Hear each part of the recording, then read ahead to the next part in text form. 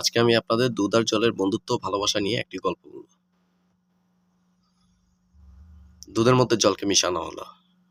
এতে কি হলো? দুধ আর জল মিশে গেল। দুধ ও জলের মধ্যে বন্ধুত্ব হলো। দুধ জলকে বলল, তুই নিজের রূপ ত্যাগ করে আমার রূপে আসলি। এখন থেকে এটা আমার কর্তব্য।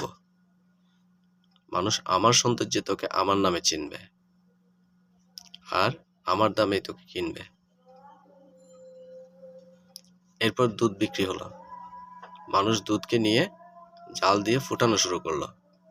তখন জল বলল, এবার বন্ধুত্বের কর্তব্য নেবার পালা আমার। আমি আগে পুড়ে বাষ্প হয়ে যাব।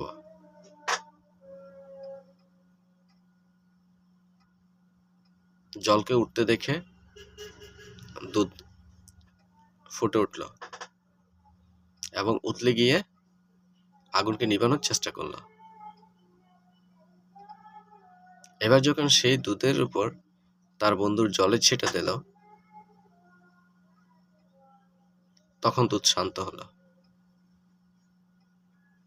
এটা হলো দুধ আর জলের ভালোবাসা। এবার হচ্ছে আসল টুইস্ট। এই দুধের মধ্যে যদি 4 ফোঁটা লেবুর রস দেওয়া হয়, তখন দুধ আর জল আলাদা হয়ে যায়। এরা চাইলে আর কখনোই এক হতে পারে না।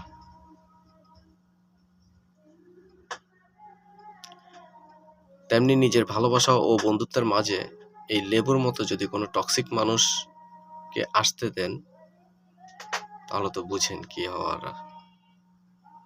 তাই কখনোই এরকম কোনো টক্সিক মানুষকে নিজেদের ভালোবাসা বা বন্ধুত্বের মাঝে আসতে দেবেন না।